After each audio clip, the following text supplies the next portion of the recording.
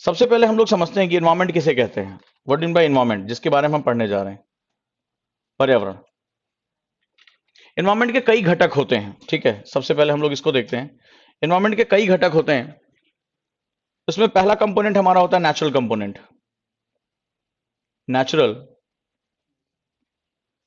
Net देखो यहां क्यों नहीं आ रहा। नेचुरल कंपोनेंट, प्राकृतिक कारक।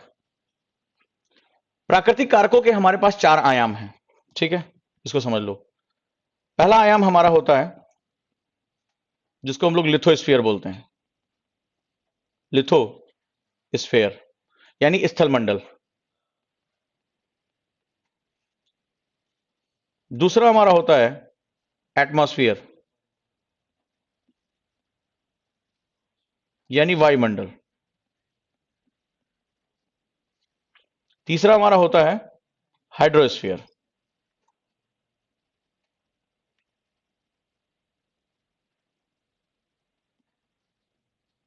यानी जलमंडल। और एक हमारा होता है बायोस्फीयर। देखो ये कैसे डील करता है। हमारे पास चार आयाम है। स्थल मंडल वहां जहां हम रहते हैं, पृथ्वी की भूपर्पटी। लिथोस का मतलब होता है रॉक, चट्टानी, कड़ा, जो ठोस है। तो इसको हम लोग लिथो मंडल के अंदर लेकर आते हैं। जो भी हमें पर्वत, पठार, मैदान, हमारी जो धरातल है, मिट्टी, ये सब कुछ किसका पार्ट है? लिथोस का पार्ट है, स्थल मंडल का पार्ट है। दूसरा वायुमंडल होता है, ठीक है, जहां पर हमारी ये जो पृथ्वी के चारों ओर घिरा हुआ जो गैसों का आवरण है वो इसके साथ होता है। पृथ्वी पर पाया जाने वाला समस्त जल, चाहे वो गतिशील हो और चाहे वो स्थिर हो, चाहे समुद्री हो, चाहे झील हो, चाहे नदियां हो, आपकी जो पौंड यानी तालाब हो, वो सभी किसके अंतर्गत आते हैं? जलमंडल के अंतर्गत आते हैं। और जैवमंडल, जैवमंडल जहां पर समस्त प्रकार का जो जीवन है, चाहे वो पौधों में हो, चाहे वो जंतुओं में हो, फ्लोरा या फौना, वो सभी किसमें आता है? जैवमंडल के अंदर आता है। ये वास्तव में चारों जो आयाम होते हैं वो प्राकृतिक पर्यावरण का हिस्सा होते हैं। जब मैं पर्यावरण की बात करता हूं तो पर्यावरण का सीधा सा मतलब होता है इंटरलिंकिंग, ठीक है, यानी अंतर संबंध। अब ये जो चारों होते हैं वो चारों लीनियर नहीं है, चारों अलग अलग नहीं है, ये चारों एक दूसरे से क्या है? जुड़े हुए हैं। इंटर जो है वो लिंकिंग अप्रोच के साथ हैं। एक के साथ भी गड़बड़ हो जाए, दूसरा अपने आप क्या हो जाएगा? डिजास्टर के साथ चला जाएगा। एक्चुअली में ये जो चारों आयाम होते हैं ये इस धरातल पर सबसे बड़ी मात्रा में द्रव्य और ऊर्जा यानी एनर्जी और मैटर क्या करते हैं? ट्रांसफर करते हैं। Energy and matter transfer from one point two another point, यही इनका सबसे बेसिक वर्क होता है, एनर्जी एंड मैटर का। अच्छा, इसमें एक वर्ड यूज किया गया स्फीयर, ठीक है। स्फीयर वर्ड का मतलब क्या हुआ? घेरे हुए, गोले में। एक्चुअली में स्फीयर वर्ड जो होता है इसका मतलब होता है कॉन्टिन्यूटी या सततता, यानी किसी भी मूवमेंट पे जो द्रव्य और ऊर्जा का ट्रांसफर है वो कभी भी बाधित नहीं होता, कभी भी जो है वो ऑब्स्ट्रैक्ट नहीं होता। ये हमेशा क्या करता है? कॉन्टिन्यूअस इन चारों आयामों में द्रव्य और ऊर्जा चलती रहती है, चाहे वो हमारे वायुमंडल से जलमंडल, जलमंडल से स्थलमंडल और अंत में बायोस्फीयर। ऐसा नहीं होगा कि 2-3 साल बारिश ना हो या पानी समस्त सूख जाए और आपसे कहा जाए कि 3 साल के हम हॉलीडे पे जा रहे हैं। आप भी निकल लेंगे साथ साथ, ठीक है, आप भी छुट्टियों में चले जाएंगे, दिक्कत हो जाएगी। तो इसमें क्या होगा? ये जो चारों आयाम है निरंतर द्रव्य और ऊर्जा क्या करते हैं? एक पॉइंट से दूसरे पॉइंट ट्रांसफर करते हैं। एग्जांपल देख लेते हैं। जैसे अक्सर मैं एक एग्जांपल लेता हूं जलमंडल का। जलमंडल में जैसे हमारा, मैं बेसिक कर रहा हूं, मैं ये हमारे ओशिन है, ठीक है, दीज आर द ओशिन, समुद्र है हमारे। अब यहां पर हमारे पास ऊर्जा का स्रोत क्या है? सनलाइट है, ठीक है। अब ये क्या काम करेगा? जब ये इसकी गर्मी इस ओशियन वाटर पे पड़ेगी तो ये क्या करेगा? अपना फेस चेंज कर लेगा और जो लिक्विड वाटर है यानी कि द्रव अवस्था वो किसमें कन्वर्ट हो जाएगा? वाष्प में। ये हमारा हो गया कौन सा पार्ट? जलमंडल यानी हाइड्रोस्फीयर हो गया है। अब जैसे ही ये जो है वो जल वाष्प में कन्वर्ट होगा, ये ऊपर की तरफ जाएगा, कन्वर्ट होगा किसमें? कन्वर्ट इनटू क्लाउड्स होगा, क्लाउड्स।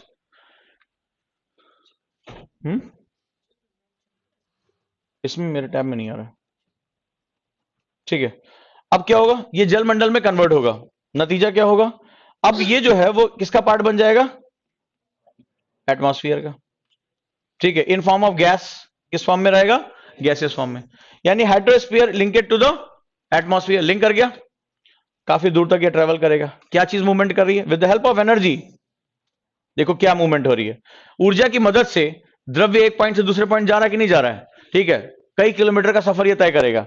अगेन क्या होगा? कंडेंस होगा, और कंडेंस होगा, यहां मान लो हमारा लिथोस्फीयर है, ठीक है, ये लिथोस्फीयर है। तो इस पर क्या होगा? बारिश के रूप में गिरेगा, बर्फ के रूप में गिरेगा, एंड इंटरेक्ट विद किसके साथ? ये इंटरेक्ट करेगा? लिथोस्फीयर। लिथोस्फीयर, यानी स्थल मंडल के साथ क्या करेगा, ये अंतर संबंधों में आएगा। जब ये अंतर संबंधों पर आएगा तो यहां पर क्या होगा, ये हमारा क्या है, जैव मंडल, ये हमारा जैव मंडल है, ठीक है।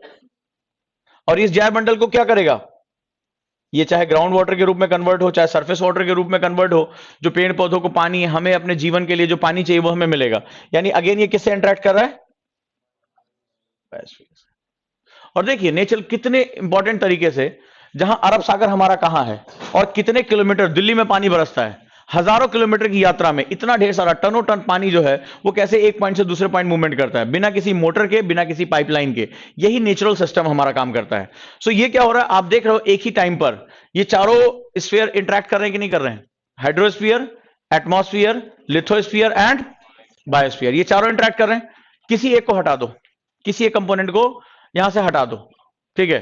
ये पानी वाष्पित हो लेकिन वायुमंडल के साथ इंटरैक्ट ना करे, हवाएं उसको आगे लेकर ना जा सके, संघनन में ना कन्वर्ट हो, क्योंकि अगर ये ऊपर जाना है तो उसको अपने फेस क्या करना पड़ेगा, चेंज करना पड़ेगा। अब देखो पानी कितना खूबसूरत है कि ये अपनी 3 अवस्थाएं रखता है, यानी जल किस में कन्वर्ट हो जाता है, वाष्प में कन्वर्ट हो जाता है, और वाष्प में कन्वर्ट होने की वजह से उसकी जो मूवमेंट है वो क्या होगा, बहुत ज्यादा हो जाएगा। लेकिन अगर एटमॉस्फेयर कुछ समय के लिए उस समय नाराज हो जाए, गुस्सा हो जाए, ठीक है, रुस जाए, ठीक है, कुछ भी हो जाए, हार्ट ब्रेक कर जाए और वो मैं इस खेल से बाहर हो रहा हूं, then your hydrosphere will never interact to the atmosphere, नहीं होगा। अगर एटमॉस्फेयर पे इंटरैक्ट नहीं होगा तो एनर्जी और मैटर एक पॉइंट से दूसरे पॉइंट कन्वर्ट लेके नहीं जा पाएंगे, तो लिथोस्फीयर क्या करेगा, सूखा सूखा पड़ा रहेगा। और जब लिथोस्फीयर सूखा सूखा पड़ा रहेगा, एनर्जी और मैटर ट्रांसफर नहीं होगा, तो अभी 14 तारीख को कोई गुलाब नहीं मांगेगा, बोलेगा 2 बाल्टी पानी दे दो जो पानी देगा वही आगे बढ़ेगा। चलो कुल मिलाकर so energy and matter is one of the most important concept. नहीं इसमें नहीं कह रहा हूं, ये वाईफाई का कॉन्सेप्ट, इसके लिए बात कर रहा हूं, मेरे सिस्टम में नहीं आ रहा। डन, हाँ चेक करो उसका क्या सिस्टम है, क्यों नहीं आ रहा है। इसकी बात नहीं कर रहा हूं मैं, हैथवे की बात कर रहा हूं, देख लो क्या चक्कर है, मेरा स्लाइड्स नहीं खुल रही। चलो फिर मैं देखता हूं उसको। डन है, तो ये हमारा पहला सिस्टम रहा जिसको हम लोग नेचुरल एनवायरनमेंट कहते हैं। चले आगे, दूसरा इन्वायरमेंट होता है that is known as man made environment. Man made, मानव द्वारा निर्मित, ठीक है, मानव द्वारा निर्मित। कई बार मानव इसी को अपना सब कुछ मान लेता है, जैसे मानव रोड बना रहा है, अपने स्कूल्स बना रहा है, डैम बना रहा है, बांध, जो भी उसके स्ट्रक्चर्स हैं, ठीक है, बिल्डिंग्स, जो भी स्ट्रक्चर क्रिएट कर रहा है मानव, ये मानव के द्वारा।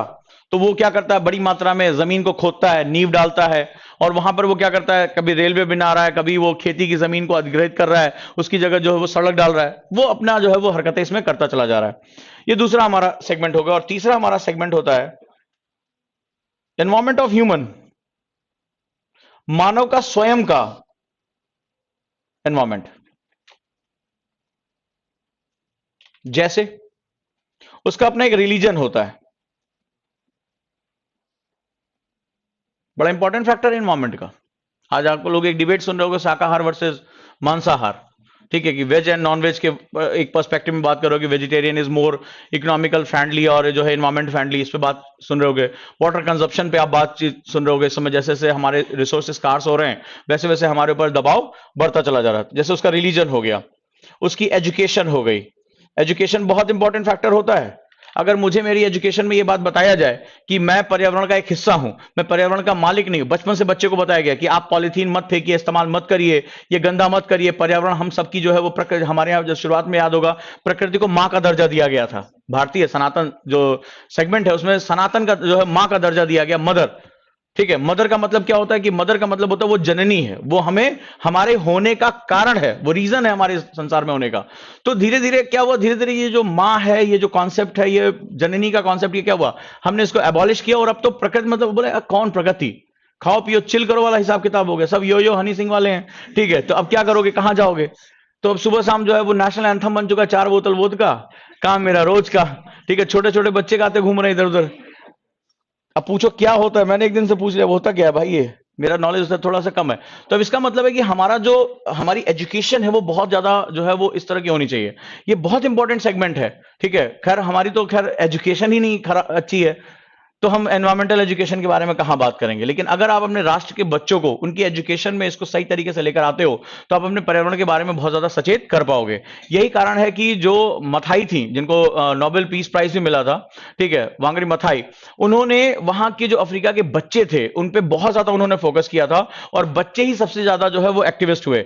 आज तुम ग्रेटा का नाम सुनते होगे, ठीक है, दोबारा उनको पीस प्राइज के लिए नॉमिनेट किया गया है। और बड़े बड़े जो राजनेता, चाहे पुतिन हो चाहे वो डोनाल्ड हो, आज ग्रेटा के नाम से काफी कुछ घबराते हैं, उनके ट्वीट पे जो उनकी वॉर चलती है, ठीक है। तो इसका मतलब है कि आज पर्यावरण एक बहुत बड़ा मुद्दा है, और अगर बच्चे इसके साथ इन्वॉल्व हो जाते हैं, एजुकेशन, सिर्फ बच्चे नहीं सभी को ये बात पता हो कि भैया वो जो एक 250 ग्राम का तुम जो एक बैगन खरीद रहे हो उसके पीछे एक पॉलिथीन नचाते हुए तुम घूमते चले आ रहे हो, खाली हाथ जा रहे हो सब्जी लेने, ठीक है। सभी जो है, देखो कौन झोला वोला लेके जाता है, उसको तौहीन महसूस होती है, झोला वोला, ओ माय गॉड, ठीक है।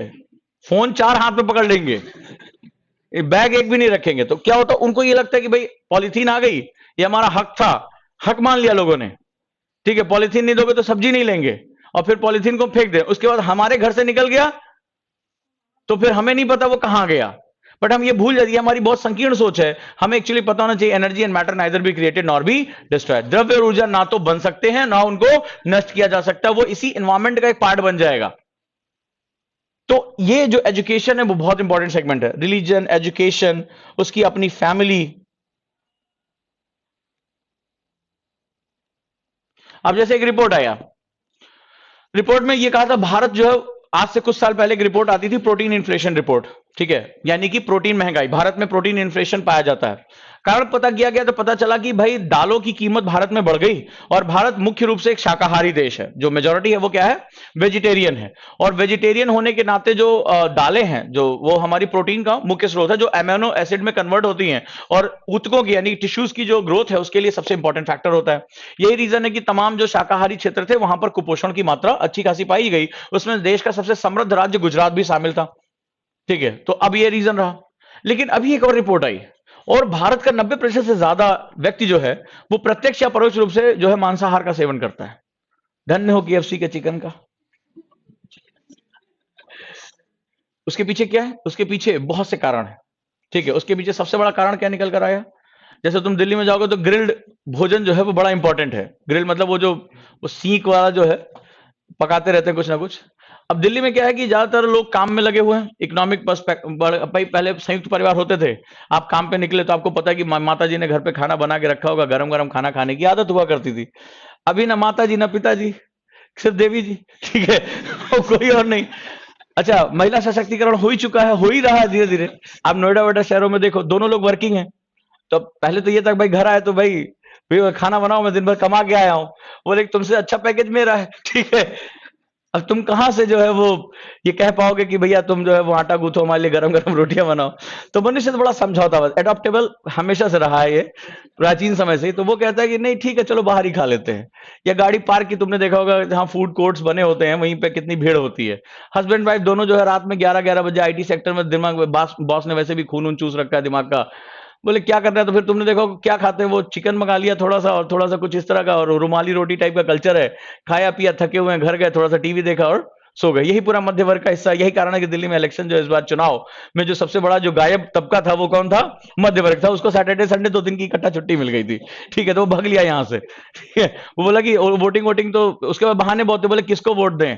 तो इसीलिए वो उसने क्या किया, वो पहाड़ों की तरफ, इसमें शिमला उमला में भीड़ अच्छी खासी बढ़ गई थी इन 2 दिनों में। तो यहाँ का जो मध्य वर्ग था वो निकल लिया यहाँ से, उसको 2 दिन की छुट्टी मिली हुई थी। तो वोट दो ही लोग देते हैं, या तो अमीर आदमी जिसके पास खाली टाइम होता है सोचने के लिए कौन सही कौन गलत है, या गरीब आदमी जो सोचता है कि कहां पर हमें सामान ज्यादा मिल रहा है, ठीक है। तो कुल मिलाकर उसको जो कहां पे बस टिकट फ्री ये सब मिलेगा। मध्य वर्ग गायब था इस बात के इलेक्शन। वो तो कहा बाद में जाके 2 घंटे में वोटिंग बढ़ी तो थोड़ा बहुत इज्जत बच गई, नहीं तो दिल्ली शायद 50 के नीचे जाती, ये हालत थी। तो ये भी एक हमारा बड़ा इंपॉर्टेंट सेगमेंट होता है कि जैसे जैसे हमारे पारिवारिक संगठन चेंज हो रहे हैं वैसे हमारी खान पान की प्रवृत्तियां भी बदल रही हैं। नतीजा क्या हो रहा है कि जब आप इस तरह की खान पान की प्रवृत्तियां बदलते हैं तो धीरे धीरे आपका जो आपके एनवायरमेंट पे जो आपका प्रेशर है वो बढ़ता चला जाता है। मोस्ट ऑफ द पीपल जो है, जो आपने देखा होगा, जो कैरी सिस्टम है जहां पे फूड पैक करा के लेके जाते हैं, they use plastics. So plastic is now the ingredient part of our life, हमारे लाइफ का एक बहुत इंपॉर्टेंट। और ये बात याद रखना, विश्व की कोई भी सरकार प्लास्टिक बैन नहीं कर सकती है, नहीं तो गोलगप्पा तुम पैक कराना भूल जाओगे, ठीक है, प्लास्टिक बैन नहीं हो सकती। You have to find out the new solution, that is हमें बायोडिग्रेडेबल प्लास्टिक्स बनाने पड़ेंगे, मजबूरी हो गई है। प्लास्टिक अब तुम्हारी जिंदगी का एक इंपॉर्टेंट हिस्सा हो चुका है। तो ये जो हमारा एनवायरमेंट है, ये भी तय करता है कि हम कैसे जो है वो एनवायरमेंट के प्रति अपना नजरिया रखते हैं। अब प्लास्टिक तुमने क्या किया, फेंक दिया, वो क्या करेगा, नाली में जाके क्लॉग करेगा कि नहीं करेगा, उसको रोकेगा, और रोकेगा तो पानी क्या होगा, नाली में बहने के बजाय एक दिन रिवर्स मारेगा, तुम्हारे पास आएगा, जोड़ेगा, बोले तुम्हारा ही पानी हूं। तो तीन तरह के एनवायरमेंट जो होते हैं वो मनुष्य को डील करने पड़ते हैं, प्राकृतिक, मानव जनित और मानव के स्वयं का पर्यावरण। ठीक है, ये बहुत कुछ तय करते हैं कि हमारे साथ ये मूवमेंट कैसे होंगे। चलिए पर्यावरण के साथ आगे बढ़ते हैं और वापस आते हैं अपने डिजास्टर पे। हमें पढ़ना क्या है, हमें बेसिकली जो यूपीएससी का सिलेबस है वो इसके बहुत गहराई तक नहीं जानता है। इसके दो तीन ही पार्ट होते हैं जहां से हमारे क्वेश्चन फिक्स आते हैं। एक, पहली बात, पर्यावरण की पारिस्थितिकी से संबंधित जो शब्द है उनके बारे में आपकी नॉलेज होनी चाहिए, जो मेरा कल का टॉपिक है, जिसमें मैं क्या होता है, उसके कौन कौन से शब्दों का इस्तेमाल किया जाता है, वोकैबुलरी में डील करूंगा। लेकिन यूपीएससी का जो क्वेश्चन का अगर पैटर्न आप लोगों ने 2-3 साल में पढ़ा होगा, उस क्वेश्चन का जो सबसे इंपॉर्टेंट कहोगे तो मैं 8-10 क्वेश्चन अभी क्लास में लिखा देता हूं, उसमें जो सबसे थीम है वो क्राइसिस है। क्राइसिस क्या होती है, संकट क्या होता है, what do you mean crisis. आते हैं हम लोग संकट पे और इसके एलिब्रेशन पे हम थोड़ा सा चलते हैं। संकट क्या होता है, व्हाट इज क्राइसिस, बोलो बेटी बोलो। कम हो जाना। देखो, हमारा प्रकृति का संबंध, प्रकृति कभी भी इस तरह से नहीं रही है कि प्रकृति आपको किसी भी चीज का इस्तेमाल करने से मना कर दे कि आप पेड़ पौधे, हवा, पानी, मिट्टी इस्तेमाल ना करें। संकट वर्ड जो है कमी का वर्ड नहीं होता है। कमी इज अ टेम्पोररी एक सिचुएशन होती है, एक जो है वो एक अल्पकालिक सिचुएशन होती है। जैसे आप किसी भी क्षेत्र में 3 महीने पानी नहीं बरसा तो नदियों का जलस्तर क्या हो जाएगा, नीचे आ जाएगा, पानी की कमी हो गई है। संकट एक लॉन्ग टर्म इफेक्ट होता है। संकट का मतलब होता है कि अब वस्तु अपनी जो है वो वास्तविक स्थिति में वापस आने की संभावना उसकी बहुत कम है, और अगर संकट गहन हो गया तो निश्चित रूप से वो हमारे संसार से क्या हो सकती है, विलुप्त हो सकती है। चाहे वो प्राणियों का संकट हो, वनस्पति का संकट हो, नदियों का या प्राकृतिक संसाधनों का।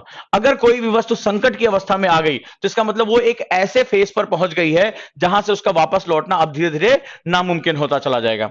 संकट की अवस्था एक्चुअली में अलार्मिंग सिचुएशन होती है। क्यों मैंने केस स्टडी में चेन्नई की बाढ़ को लिया, उसका कारण यह था कि बाढ़ हमारे देश में निरंतर आती रहती थी, लेकिन इस तरह की जो बाढ़ आई है उस बाढ़ ने संसार के हमारे सामने, खासतौर पर भारतीय शहरों के सामने क्वेश्चन मार्क लगा दिया कि अगर चेन्नई जैसा प्राचीन और ताकतवर शहर जहां पर कैपिटा इनकम इतनी अच्छी है, अगर वो अपने संसाधनों से इस बाढ़ को नियंत्रित नहीं कर सकती है तो भारत में तो अब शहरों की मात्रा बढ़ती चली जा रही है। भारत में 52 शहर जो 2011 के आंकड़े हैं उसके हिसाब से 52 मेट्रोपॉलिटन है हमारे पास, जहां की आबादी 10 लाख से अधिक है। यानी कम क्षेत्र में अगर थोड़ा सा भी अगर वो फ्लक्चुएशन हुआ तो बहुत बड़ी आबादी क्या हो जाएगी, डिजास्टर में फंस जाएगी और वो उसके जीवन का संकट आ जाएगा। मुंबई जो कि भारत की आर्थिक राजधानी है, जहां पर कैपिटा इनकम इतनी ज्यादा है, सबसे ज्यादा है अगर मैं बात करूं, वो अपने आप को इस बाढ़ से संकट से नहीं बचा पाया। अमिताभ बच्चन के घर के अंदर भी पानी घुस गया, वो कहते रहे, विजय दीनानाथ चौहान बोले कुछ नहीं, अंदर तो अंदर।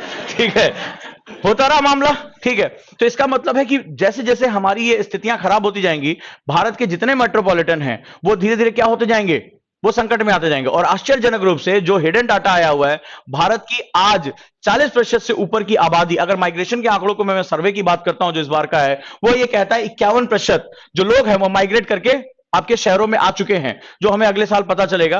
तो 51% आबादी क्या हो जाएगी, तुरंत के तुरंत खतरे में पड़ गई। इतनी बड़ी आबादी को बचाने के लिए आपके पास संसाधन नहीं होंगे। इसीलिए यहां पर जो क्वेश्चन आ रहा है वो आ रहा है संकट का क्वेश्चन, क्राइसिस का क्वेश्चन आ रहा है। अब समझते हैं कि ये क्राइसिस होता क्या है। हमने ये पढ़ा कि मनुष्य के, हमारे जो पर्यावरण एनवायरमेंट के 3 कंपोनेंट होते हैं, natural component, man made component and human का खुद का अपना कंपोनेंट। ठीक है, अब ये तीनों कंपोनेंट आपस में एक्चुअली क्या है, जुड़े हुए हैं। प्राकृतिक कंपोनेंट सबसे बड़ा कंपोनेंट है जो सबसे बड़ी मात्रा में द्रव्य और ऊर्जा के एक बिंदु से दूसरे बिंदु पर ट्रांसफर करता है। लेकिन अब इसमें जो मानव का कंपोनेंट है, मानव इसलिए क्योंकि आज वो ऊर्जा पिरामिड में सबसे ऊपर आ रहा है, आज उसकी आबादी सबसे ज्यादा है। मानव इस संसार में हर कोने से, चाहे उत्तरी ध्रुव हो चाहे दक्षिणी ध्रुव हो, हर जगह वो पाया जा रहा है, कहीं भी कोई भी क्षेत्र उसका स्पेसिफिक नहीं रह गया। ऐसी कंडीशन में उसका जो अपना खुद का एनवायरमेंट है वो नेचुरल एनवायरमेंट के साथ क्या कर रहा है, क्लैश कर रहा है। ठीक है, वही उसी का एनवायरमेंट है जो नदियों के प्राकृतिक प्रवाह को क्या कर रहा है, बाधित कर रहा है। आज तुम अगर यहीं थोड़ा सा आगे बढ़ोगे, ये जो संतनगर वाली रोड है, इसी को आगे पढ़ना, आगे चलकर तुम देखोगे यमुना का किनारा है। कोई गया है यमुना के किनारे पर? वहां पे तुम देखोगे एक डैम पतला सा जाता है। ठीक है, कभी गए उस डैम पे? मुखर्जी नगर आने के लिए पीछे पीछे एक डैम जाता है। वो पतला सा डैम, एक्चुअली वो डैम है, उसके ऊपर सड़क बना दिया गया है। डैम के दाहिने साइड देखना, बहुत ही गहरा इलाका है, मतलब 2 मंजिला नीचे उस जमीन के जो है वो डैम के नीचे चलता है, और डैम की बिल्कुल बाउंड्री से सटा के लोगों ने मकान बना लिए। इतना ज्यादा क्राउडेड हो गया। अगर वो पतला सा डैम किसी दिन यमुना का मूड थोड़ा सा खराब हो गया तो आप अंदाजा नहीं लगा सकते कि 2-2 मंजिला मकान वाटर मतलब जमीन के नीचे से नीचे है, भैया डूब इलाका है वो। एनजीटी कहता है कि दिल्ली में अभी जितनी अवैध कॉलोनियां बनी हैं उसमें से 44% कॉलोनीज डूब क्षेत्र में है, यानी फ्लडेड एरिया में है। कल को जरा सा भी अगर डिजास्टर हुआ तो यह पूरा का पूरा क्या हो जाएगा, डूब क्षेत्र के अंतर्गत आ जाएगा। और सिर्फ दिल्ली नहीं, ज्यादातर शहरों का जो विस्तार हो रहा है, जो अवैध कॉलोनियों का विस्तार हो रहा है, जो आपके कॉलोनी माफियाज हैं, वो अब जो है वो शहरों में जमीन की तंगी को देखते हुए वो ज्यादातर नदियों के जो आपके फ्लड एरिया है, कैचमेंट एरिया है, वहां पर जो है वो कॉलोनीज को डेवलप कर रहे हैं, जो आने वाले टाइम में हमारे लिए एक बहुत बड़ा डिजास्टर इनवाइट कर रहा है। अब इस संकट को समझते हैं कि संकट होता क्या है। संकट एक्चुअली क्या होता है, हमारे एनवायरमेंट में 2 चीजें चलती हैं। एक को बोलते हैं यूज, इस्तेमाल, प्रयोग, और दूसरा कॉन्सेप्ट होता है पुनर्भरण, रिप्लेनिशमेंट। 2 सेगमेंट्स होते हैं। क्राइसिस क्या होता है, संकट किसे कहते हैं, यह समझ में आया। संकट और कमी में क्या अंतर होता है। कई बार मैंने देखा है कि स्टूडेंट जो है कमी शब्द को संकट के रूप में इस्तेमाल करते हैं। कमी एक टेम्पोररी फेनोमेनन होता है, संकट एक लॉन्ग टर्म फेनोमेनन होता है। 2 सेगमेंट है प्रयोग। जैसे प्रयोग हमेशा नेचुरल जो होता है, नेचर के साथ एक गुण होता है कि नेचर अपनी चीजों को रिप्लेनिश करती है, पुनर्भरित करती है। जैसे नदी का पानी बह गया, फिर से बारिश हुई, नदियां फिर से फ्लडेड हुई, फिर से उन्होंने क्या किया, अपने आप को पुनर्भरित कर लिया। पेड़ पौधे हैं, काटा, फिर बरसात का मौसम आया, फिर से जो है वो आपने देखा होगा नई नई डालियां, नई नई टहनियां वो अपने आप आती रहती हैं। हवाएं, आज हवा चली, जैसे प्रेशर का डिफरेंस हुआ, हाई प्रेशर और लो प्रेशर, सारा का सारा हवाएं क्या हुई, चली, और वो जो गंदी हवा थी वहां से हट गई और उसकी जगह नई ताजी हवा उसकी जगह आ गई। नेचर के पास इतना खूबसूरत सिस्टम है, और नेचर के सिस्टम को हम लोग बोलते हैं होम्योस्टैसिस। क्या बोलते हैं, होम्योस्टैसिस, यानी सम स्थिति। इसको हिंदी में बोलते हैं सम स्थिति, होम्योस्टैसिस। ठीक है, this is known as homeostasis, सम स्थिति। क्या होता है सम स्थिति, वो कहता है कि द्रव्य और ऊर्जा मतलब यथास्थिति को बनाए रखना। ये जो इसका टोटल एनर्जी बैलेंस होता है वो क्या होता है, शून्य होता है। जितना लिया उतना दे दिया, ना काहू से लेना और ना काहू को देना, इसी को होम्योस्टैसिस कहते हैं। तो प्रकृति के पास बहुत अच्छा सिस्टम है। ये हवा, पानी, जो भी हमारा नेचुरल सिस्टम है उसको क्या करती है, ये हमेशा होम्योस्टैसिस यानी समस्थिति में रहती है। अगर मैं इक्वेटर पे जाता हूं मुझे सरप्लस एनर्जी प्राप्त होती है। इक्वेटर पे सबसे ज्यादा गर्मी हमें प्राप्त होती है। समुद्र का पानी गर्म हुआ, उधर ध्रुव क्या है, सबसे कम जो है वो ऊष्मा प्राप्त हो रही है, हमेशा जमा रहता है। तो समुद्रों ने कितना बढ़िया सिस्टम किया, जो पूरे इस डोमिनेंट 71% के एरिया पे डोमिनेंट है, प्रभावशाली है। वहां से ठंडी जलधारा निकलकर कहां आती है, इक्वेटर की तरफ, और यहां से गर्म जलधारा किधर की तरफ जाती है, पोल्स की तरफ। देखिए कितना बढ़िया उन्होंने जो है वो मेंटेन किया है। ठीक है, कितना बढ़िया मेंटेन किया कि गर्म से ठंडे की तरफ और ठंडे से गर्म की तरफ। हवाएं भी इसी तरह चलती हैं। ठीक है, जहां पर हाई प्रेशर लो प्रेशर का डिफरेंस आया, हवा ने चलना शुरू कर दिया। तो नेचर के सिस्टम में देखो कितना खूबसूरत सिस्टम है। हम जब रेस्पिरेशन करते हैं, हम श्वसन करते हैं, तो हम आउटपुट क्या निकालते हैं, कार्बन डाइऑक्साइड। और जो पेड़ पौधे हैं जब वो रेस्पिरेशन करते हैं तो वो क्या इनपुट लेते हैं, कार्बन डाइऑक्साइड। यानी मेरा जो आउटपुट है वो उस पेड़ पौधे का इनपुट है, और उसका जो आउटपुट है वो मेरा इनपुट है। तो हम दोनों बैलेंस में है कि नहीं है। देखिए नेचर के जितने भी सिस्टम है वो सारे के सारे बैलेंस हैं। नेचर ने कहा कि लैंड पे वाटर जो है वो लिक्विड फॉर्म में ज्यादा नहीं होना चाहिए, तो उसने क्या तय किया कि ऊंचाई बढ़ेगी टेंपरेचर कम हो जाएगा, और जब टेंपरेचर कम हो जाएगा तो जल जब 0 डिग्री के नीचे चला जाता है तो वो अपना अवस्था क्या कर देता है, चेंज कर देता है, ठोस में आ जाता है। तो वो पहाड़ों के साथ क्या होगा, अब ठोस का प्रवाह और जल का प्रवाह यानी flow of liquid and flow of solid दोनों सेम नहीं हो सकते। पानी तो बह जाएगा लेकिन जो ठोस है वो क्या हो जाएगा, रुक जाएगा। तो जो पहाड़ों की क्रीट्स होते हैं, जो उसके सर्क होते हैं, उसके बीच में जो गैप होता है वो बर्फ जाकर वहां क्या हो जाती है, जम जाती है। तो हमारे घर में भी क्या होता है, हमारे घर में भी नल होता है। भाई हमें मुंह धोना है, ब्रश करना है, तो हमने टैप खोला, पानी मिला, उसके बाद हमने टैप को क्या कर दिया, बंद कर दिया। लेकिन अगर वो टैप ना बंद हो तो आप परेशान हो जाओगे, मुंह धोना भूल जाओगे, पहले उसका जो है कुछ जुगाड़ करो कि बंद करे इसको, होता है। तो ये जो हमारे ग्लेशियर्स हैं, यानी कि जो सॉलिड फॉर्म ऑफ वाटर है, वो हमारे टैप ही तो हैं। कि जितना तुम्हें गर्मी बढ़ती, जितनी तुम्हें पानी की जरूरत होगी, धीरे धीरे हम क्या करेंगे, इसमें से हम उसको निकालते जाएंगे, लेकिन पानी तो बचा रहेगा ना। पानी बचा रहेगा। जैसे जैसे आपको जरूरत होती जाएगी वैसे वैसे हम क्या करते जाएंगे, देते जाएंगे। इसीलिए भारत में जो हिमालयी नदियां होती हैं उनको सदा नीरा कहते हैं, पेरेनियल रिवर्स कहते हैं। क्यों कहते हैं? क्योंकि उसमें हमेशा पानी का स्तर मेंटेन रहता है। उधर ग्लेशियर गंगोत्री यमुनोत्री ये लगातार क्या करती है, पानी वहां से सिक्रेट करती रहती हैं और वो हमेशा एक संतुलन बना रहता है। कितना खूबसूरत सिस्टम जो है नेचर ने हमें बना के दिया, ठीक है। लेकिन नेचर की अपनी एक पुनर्भरण की दर होती है, चाहे नेचर चाहे नेचुरल कंपोनेंट्स। मछलियां हैं, उनका एक रिप्रोडक्शन टाइम होता है, उसमें वो अपनी कॉलोनीज को फिर से क्या, अपनी जनसंख्या को फिर से कर लेते हैं। पेड़ पौधे, उनको एक टाइम लगता है, वो 10 साल 15 साल की साइकिल में अपने आप को उस जगह से दोबारा लेकर आ सकते हैं। तो सभी चीज का जो नेचुरल सिस्टम है उन सभी का एक क्या होता है, पुनर्भरण की दर होती है। इसमें एक शख्स निकल कर आया जिसे ह्यूमन कहते हैं, होम्योस्टैसिस, जो फॉलो नहीं करता, होमोसैपियंस। अब ये जो निकल कर आया इसने अपने इस्तेमाल की दर को शुरू किया। धीरे धीरे पहले ये अपने उपभोग के लिए इसको इस्तेमाल करने लगा कि भाई मुझे इतनी जरूरत है, इतनी जरूरत है। धीरे धीरे इसने अपनी अनुकूलता को स्थापित कर लिया और धीरे धीरे इसकी जो इस्तेमाल यानी प्रयोग करने की जो स्पीड थी वो बहुत बहुत ज्यादा हो गई, ठीक है। और कई बार वो इतना एक्सेसिव यूज करने लगा, उसको लगा कि मेरे पास पैसा है, मेरे पास सेगमेंट है, पूंजीवाद ने इसमें बहुत ज्यादा जो है वो कैपिटलिज्म ने इनपुट दिया और उसकी जो इस्तेमाल करने की दर है वो नीड से किस में कन्वर्ट हो गई, ग्रीड में कन्वर्ट हो गई। महात्मा गांधी, यही जब एनसीईआरटी किताबों में लिखा हुआ है कि संसार में प्रत्येक व्यक्ति की नीड के लिए पर्याप्त संसाधन है लेकिन एक व्यक्ति की ग्रीड के लिए भी नहीं है, वो यही बात थी। और नतीजा ये हुआ कि जो प्रकृति का पुनर्भरण की दर थी उससे ज्यादा हमारे इस्तेमाल की दर ऊपर चली गई। तो जब ये रिलेशनशिप ऐसे होता है यानी use is greater than replenishment, यानी जब प्रयोग की दर पुनर्भरण की दर से ज्यादा होती है, इट क्रिएट क्राइसिस। गिद्ध पहले भी थे, मरते भी थे, लेकिन जितने प्रजनन हो रहा है जितना, उससे ज्यादा मर रहे हैं, तो गिद्ध क्या हुए, संकटग्रस्त हो गए। तो जहां पर भी ये चीज होगी वहां पर क्या होगा, क्राइसिस होगा। अब जैसे 2019 में जो सुमात्रन गैंडा था उसको ऑफिशियली एक्सटिंक्ट डिक्लेयर कर दिया गया है, खत्म हो गया। 2017 में मैंने रिपोर्ट पढ़ी थी, इनकी संख्या 100 से कम थी, ठीक है। इनको 100 हार्टबीट क्लब में रखा गया था, यानी 100 धड़कते हुए दिल, निपट गया उसको, ठीक है। तो 2019 में हमने उनको क्या किया, ऑफिशियली उड़ा दिया, खत्म कर दिया। तो चक्कर क्या है, यूज जो है वो क्या होगा, रिप्लेनिशमेंट से ज्यादा होगा। तो आपको हमेशा अपने नेचुरल सिस्टम में इस बात को ध्यान रखना पड़ेगा कि प्रकृति हमें किसी चीज को लेने से मना नहीं कर रही है, लेकिन जब आप उसके प्रयोग की दर, उसके पुनर्भरण की दर से ज्यादा कर दोगे तो क्या हो जाएगा, वहां पर क्राइसिस क्रिएट होगा। आप लोग देश की एक सबसे प्रमुख परियोजना के बारे में जानते होंगे, नमामि गंगे।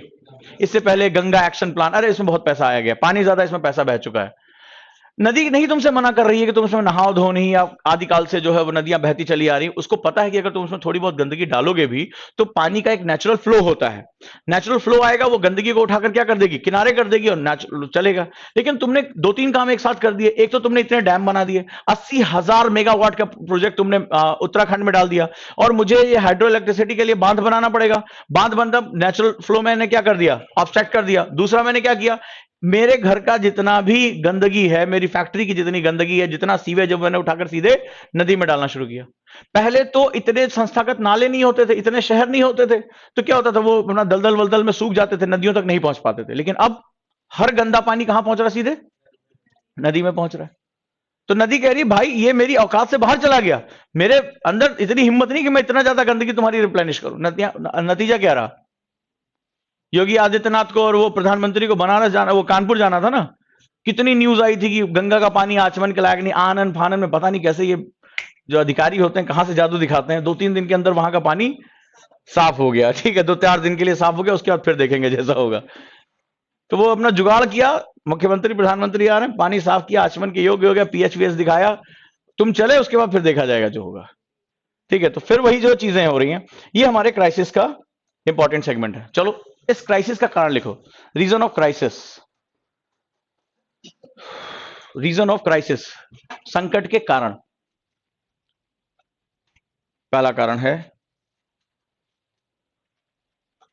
तुम्हारे सिलेबस का हिस्सा है, changing relationship of man and environment, मनुष्य और पर्यावरण का बदलता रिश्ता।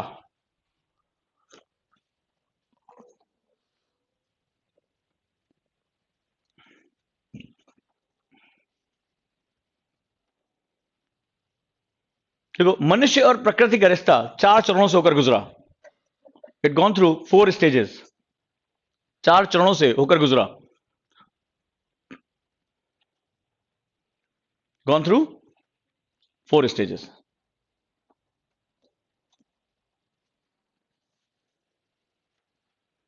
स्टेज 1 प्रथम चरण।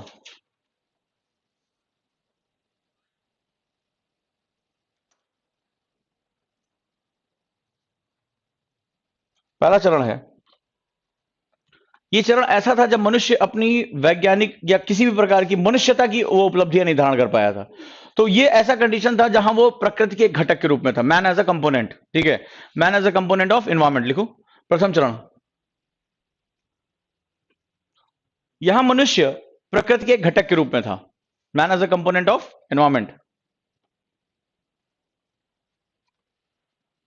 मतलब वो एक जानवर की तरह ही था, कच्चा मांस खाना, जो है वो शिकार, जो बड़े बड़े जानवर शिकार कर लेते थे, उनके बाद उनकी गई छोड़ी गई जो अस्थि मज्जाएं थी, ठीक है, जो बोन मैरोज थे, उनको जो है वो भक्षण करना। अभी देखो आपने मिला एक मिट्टी का पात्र मिला हुआ है जिसमें वो बोन मैरो उस समय पकाते थे, जो अभी मिट्टी के बर्तनों का इतिहास ही चेंज हो जाएगा, इतने प्राचीन मिट्टी के बर्तन अभी तक नहीं पाए गए थे। ठीक है, तो ये उस समय का हिस्सा था और इससे प्रकृति का कोई प्रभाव इसके ऊपर नहीं पड़ता था। मतलब प्रकृति बिल्कुल थे जैसे अन्य जानवर थे वैसे हम भी थे। तो ये हमारा पहला रिलेशनशिप था, man as a component of environment. मनुष्य जो है प्रकृति का एक घटक था, कोई इसके ऊपर प्रभाव नहीं डाल रहा था। जैसे अन्य जानवर, अन्य प्रकार के जो जीव जगत थे वो अपना जीवन जी रहे थे, वैसे मनुष्य भी क्या करता था, जीवन जीता था। जीवन बहुत कठिन था क्योंकि इसका जीवन घुमंतु था, नोमैडिक्स था, शिकार की तलाश में एक जगह से दूसरी जगह भोजन की तलाश में जाते रहते थे। प्रकृति ने इनको कुछ खास नहीं दिया था। ठीक है, प्रकृति ने इनको ना कैनियन टीथ दिए थे, जो कृंतक दांत होते वो भी नहीं था, यानी ये मांस जो है वो फाड़ कर नहीं खा सकते थे।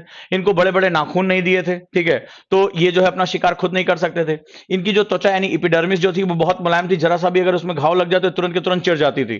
ठीक है, जैसे अन्य जानवर क्या होता है, उनकी जो ऊपरी त्वचा होती है बहुत मोटी होती है, बहुत मजबूत होती है, तो वो लंबे समय तक दौड़ सकते हैं, शिकार के साथ संघर्ष कर सकते हैं। इसके पास ऐसा कुछ नहीं था और इसके बॉडी का स्ट्रक्चर भी ऐसा नहीं था, चूंकि एप से ये डेवलप हुआ था, बंदरों से बाहर निकला था, तो इसके पास कोई ऐसा भी स्ट्रक्चर नहीं था जहां पर ये तेजी से जो है वो बैलेंस बनाते हुए शिकार कर लेंगे। कभी भी आप अपना चौपाया बनने की कोशिश करेंगे तो हाथ और पैर दोनों की लंबाई हमारी बराबर नहीं है। तो ये बहुत ही ज्यादा एक दिक्कतों वाला जो है सेगमेंट था, बहुत बेचारा इंफीरियर था। तो जो बड़े बड़े जानवर थे अपना जो शिकार कर लेते थे, उसके बाद जो सेकेंडरी आते जैसे लकड़बग्घे हो गए, हाइनास हो गए, तो ये मांस वांस खा ले, ये छुप छुपा के जाता था और वो जो हड्डियों के अंदर बोन मैरो अस्थि मज्जा होती थी उनको खुरच खुरच के निकालता था और उसको भोजन करता था। तो इससे इनकी आबादी भी क्या थी, बहुत कम थी और इनके जो है वो अभी एडॉप्टेशन यानी अनुकूलता नहीं थी। प्रकृति इसके ऊपर ध्यान नहीं दे सकती थी। अन्य जानवरों में सबसे निकृष्ट किस्म का जानवर मनुष्य था। अब आता है सेकेंड स्टेज। सेकेंड स्टेज में इन्होंने कुछ चीजों को डेवलप किया। सबसे पहले तो इन्होंने आग का आविष्कार किया और यहां पर एक सबसे पहले इन्होंने शुरू किया प्रिमिटिव एग्रीकल्चर। प्रिमिटिव एग्रीकल्चर यानी कि प्रारंभिक कृषि। प्रारंभिक कृषि में इसको यह पता चला कि यह बीज दोबारा बोया जा सकता है। ठीक है, तो अब क्या हुआ, प्रारंभिक कृषि का जो दौर था स्टेज 2, ये बहुत ही जो है इंपॉर्टेंट एक स्टेज था। और हालांकि इसको वैज्ञानिक खेती के बारे में नहीं पता चला, लेकिन इसको पता चला कि कुछ बीजों को भोजन के लिए इस्तेमाल कर सकते हैं। और जब ये बात इसको पता चली तो जो एग्रीकल्चर होता है किसी भी सोसाइटी के मतलब लोगों के इकट्ठा होने का कारक होता है, याद रखिएगा। एग्रीकल्चर से ही सोसाइटी का जन्म शुरू होता है, क्योंकि एग्रीकल्चर क्या होता है, लिख लो उसको। Agriculture is the basic to form the society.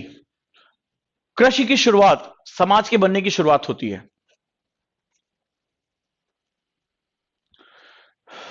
कृषि की शुरुआत समाज के बनने की शुरुआत होती है। It's the starting of society. क्यों नहीं लिख रहे हो, लिख लिया। चलो तुमसे कल मैं सारा पूरी क्लास का डिस्कशन कराऊंगा सुबह सुबह आते ही। हाँ, फायर इन्वेंट नहीं होती, डिस्कवर होती है। आग तो पहले से मौजूद थी। ठीक है, ठीक है, उसको इंस्ट्रूमेंट कि कौन से पत्थर, हर पत्थर को रगड़ने से आग नहीं निकलती है। खास तरह के जो पत्थर उन्होंने रगड़े थे जिसमें कार्बन कंटेंट बहुत ज्यादा, जो तेजी से स्पार्क करता था, उसकी खोज उनकी खोज थी। ठीक है, आगे चलकर कि और एक खास तरह की लकड़ी होती थी, उसको लकड़ी को, वो सबसे शुष्क होता और सबसे हल्की किस्म की लकड़ी होती थी, उसको लकड़ी के ऊपर रगड़ दो तो आग निकल आती थी। ठीक है, तो ये हर लकड़ी को एक दूसरे लकड़ी के ऊपर रखोगे तो आग नहीं निकलती थी। तो उन लोगों ने उसको जो है बहुत तरीके से जो उन्होंने डेवलप किया वो इन्वेंशन था और आग की मुख्य खोज डिस्कवरी थी। ठीक है, अब चलिए सेकंड है प्रिमिटिव एग्रीकल्चर। एग्रीकल्चर क्या काम करता है, लिखो, it provide basic food security. यह प्राथमिक खाद्य सुरक्षा उपलब्ध कराती है। यह प्राथमिक खाद्य सुरक्षा उपलब्ध कराती है।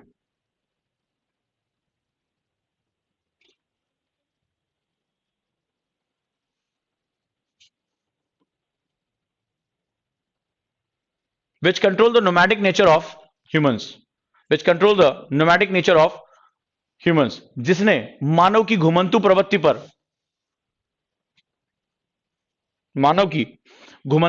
पर रोक लगाई, घुमंतु प्रवृत्ति पर रोक लगाई।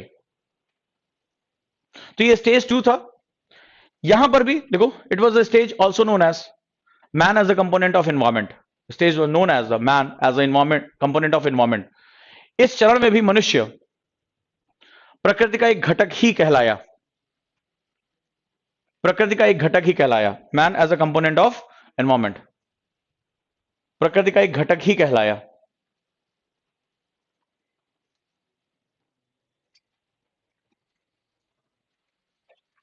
मतलब अभी भी उसके पदचिन्ह जो है दिखाई नहीं पड़े, ठीक है। अभी भी उसने जो है वो संस्थागत खेती नहीं शुरू की थी, बट उसको ये पता चला था नेचुरल सिस्टम में तालाब के किनारे दलदली जमीन है, ये बीज अगर बो दिया जाएगा तो ये फसल प्राप्त हो जाएगी, और फसल जब प्राप्त हो जाएगी तो मुझे इधर उधर भागने की जरूरत नहीं रहेगी। मैं भाग क्यों रहा हूं? खाद्य सुरक्षा के लिए। वो तो ऐसा जमाना था, ना कार का फिक्र थी, ना कपड़ों की फिक्र थी, ना कोई भी ऐसा टेंशन नहीं था कि भैया ये जो गुची का बैग लेना या फलाना जो है सेगमेंट, ऐसा कुछ नहीं था। मनुष्य जो है वो प्रकृति के साथ था, उसकी एक ही चीज थी, और वो था किसी भी प्रकार से एक तो मुझे भोजन प्राप्त हो जाए, और दूसरा रात में मुझे जंगली जानवरों से मेरी सुरक्षा हो जाए। ये दो ही हमारा उस समय कंसर्न था। तो हमने अभी भी प्रकृति के ऊपर कोई भी प्रभाव डालना नहीं शुरू किया। स्टेप 3, ये था हमारा कमर्शियल एग्रीकल्चर का टाइम, वाणिज्यिक कृषि। थोड़ा अब हम चौड़े हो गए, क्योंकि जब हमारा समाज बना, ठीक है, हम अभी एक संख्या में थे, पहले जानवर थे, तो संख्या में जब हम आ जाते हैं तो हमारी क्या होती है, दादागिरी बढ़ जाती, चौड़ाई थोड़ी बढ़ जाती है। तो हमने क्या किया, हमने एक सोसाइटी को फॉर्म करना शुरू किया। सोसाइटी का मतलब होता है स्ट्रक्चरल ऑर्गेनाइजेशन। समाज किसे बोलते हैं? जहां पर आप एक संरचनात्मक हायरार्की तय करते हैं। तो वहां पर जब लोग जुड़ गए तो उन्हें क्या हुआ, पहले सुरक्षा हो गई। तो प्राचीन समय में क्या करते थे, वो घेरा बना लेते थे और उसमें कह देते थे भाई रात की ड्यूटी तुम्हारी है। तो वो लोग आग वाग लेकर क्या करते थे, जंगली पशुओं से रक्षा करने के लिए वो लोग पहरा देते थे, आवाजें निकालते थे, ड्रम बजाते थे। तो इससे क्या हुआ, जो परिवार थे वो सो भी सकते थे, ठीक है। और फिर क्या हुआ, धीरे धीरे समाज के हिस्से उनके बनने शुरू हुए। समाज के हिस्सों में कुछ लोग शक्ति के साथ चले गए, यानी सेना का काम रहेगा, कुछ लोग व्यापार करेंगे, और धीरे धीरे स्ट्रक्चर बनना शुरू हुआ। जब स्ट्रक्चर बनना शुरू हुआ, उनको सुरक्षा मिलनी शुरू हुई, तो मनुष्य की आबादी क्या हुई, बढ़ना शुरू हुआ। बढ़ना जब शुरू हुआ, अब इनको यह लगा कि अब हमने हथियार भी डेवलप कर लिए, जैसे कि तांबा गलाना सीख लिया।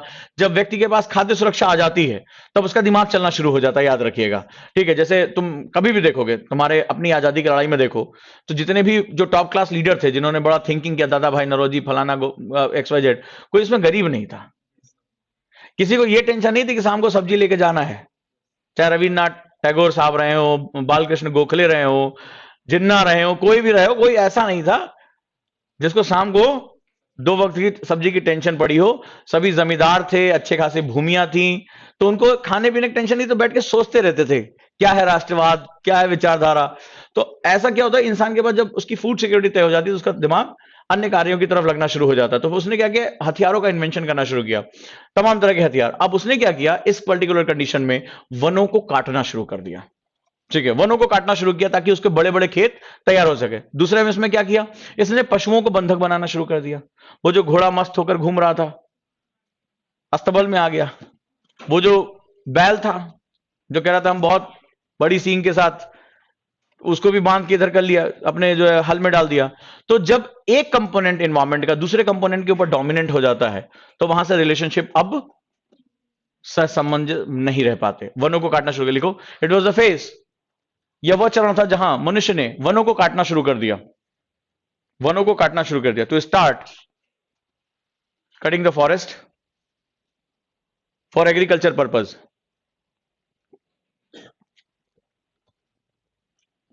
Cutting the forest for agriculture purpose. Human also domesticated the animals, मनुष्य ने पशुओं को पालना शुरू कर दिया।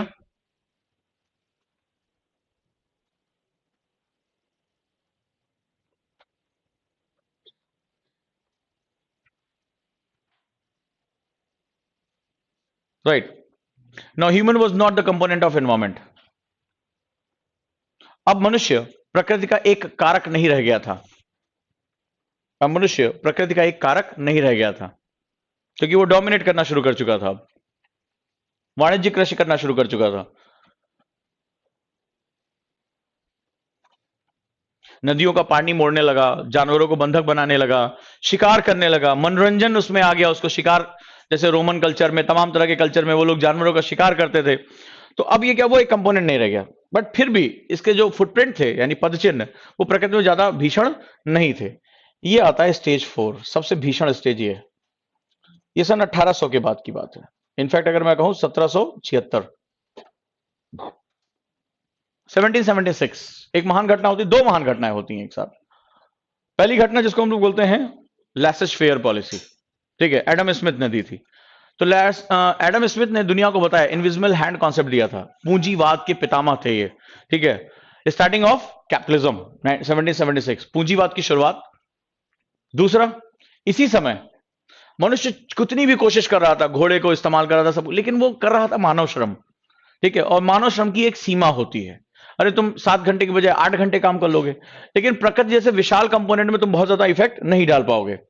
लेकिन 1776 में भाप की शक्ति का हमें पता चला, ठीक है, देखो, ह्यूमन इन्वेंटेड स्टीम इंजन्स, मनुष्य ने भाप की शक्ति का पता लगा लिया। जेम्स वॉट थे। This lead to industrial revolution, इसने औद्योगिक क्रांति को जन्म दिया। इंडस्ट्रियल रिवॉल्यूशन, इसने औद्योगिक क्रांति को जन्म दिया। Now growth of humans, now growth of human shifted from muscular power to machine power. मनुष्यों का विकास अब मानवीय शक्ति से निकलकर मशीन की शक्ति में चला गया। From muscular power to machine power, या मनुष्य की श्रम की जगह मशीनों ने उसकी जगह ले ली, मनुष्य की जगह मशीनों ने उसकी जगह ले ली। Now human converted themselves as a scientific human, और मनुष्य ने स्वयं को वैज्ञानिक मानव में परिवर्तित कर लिया। मनुष्य ने स्वयं को वैज्ञानिक मानव में परिवर्तित कर लिया।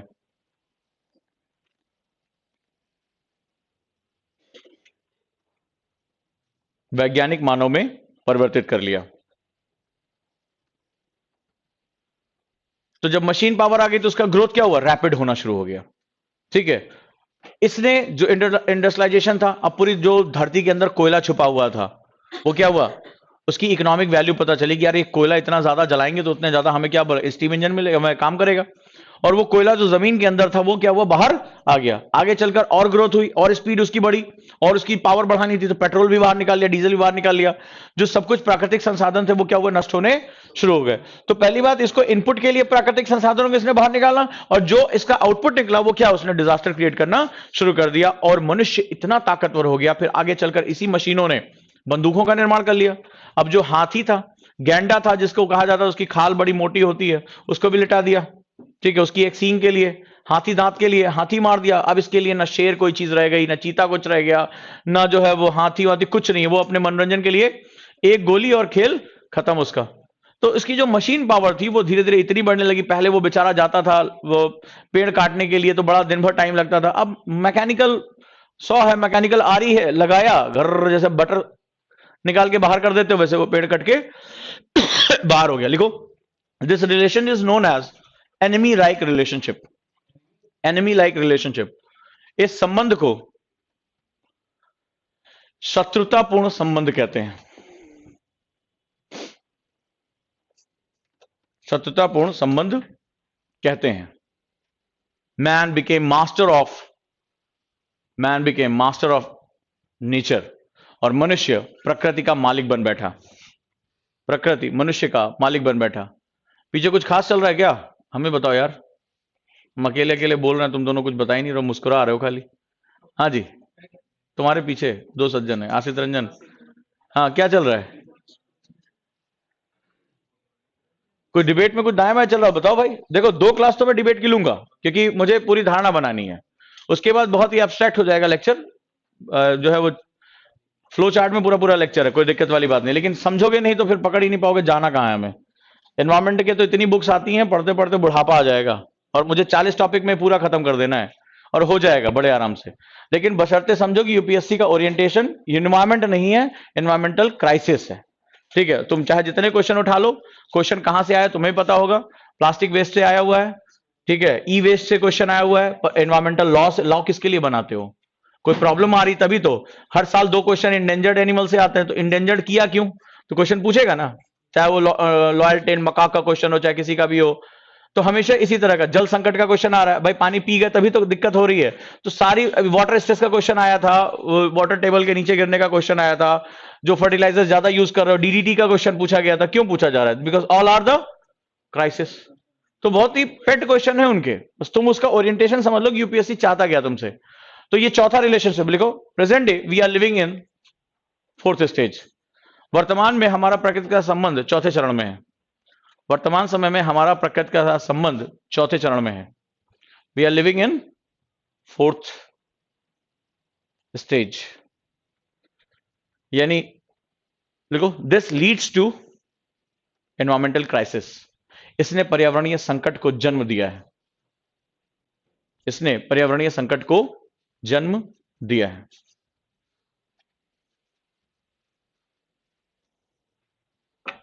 डन।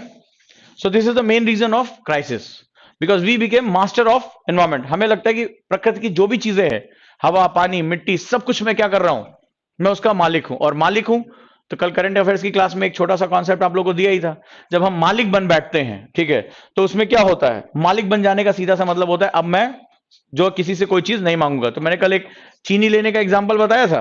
अब मान लो आप किसी कॉलोनी के बहुत बड़े दादा हो, ठीक है, बात बात पे कट्टा निकाल लेते हो अपना, ठीक है। अब उस कंडीशन में क्या होता है, जरा समझो इसको। अब किसी दिन तुम्हें चीनी मांगनी है तो तुम जाके थोड़े नम्रता से चीनी मांगोगे, ठीक है, नम्रता मतलब हाँ, ठीक है इसको व्यक्ति विशेष पे मत ले जाना, ठीक है। तब जो है वो हम्बलनेस के साथ जो है वो चीनी नहीं मांगोगे। क्यों भाई, तुम दादा हो, तुम हमेशा अकड़ के रहो, घर में घुसोगे सारा सामान उठा लाओगे, ठीक है। लेकिन हम यही कर रहे हैं प्रकृति के साथ। ये जिस गंगा को हमने कहा था इसने भागीरथ के पुरखे तरा दिए थे, जिसको जीवन दायिनी कहा जाता था, जिसके पानी में सल्फर के सोते थे कि चर्म रोग दूर हो जाता था, आज वो गंगा तुमसे त्राहिमाम करी कि हमें रहने तो दो जिंदा।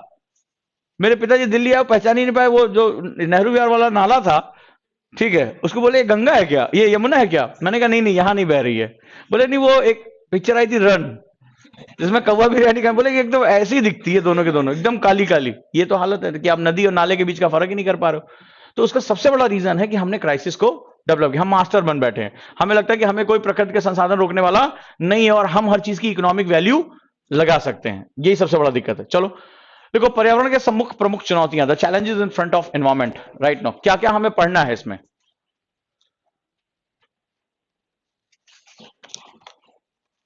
जहां से वो क्वेश्चन की ये कैटेगरी भी है, क्वेश्चन वो हर साल कहां से उठा रहे हैं, ठीक है, इस पे हम जरा एक बार चर्चा कर लेते हैं।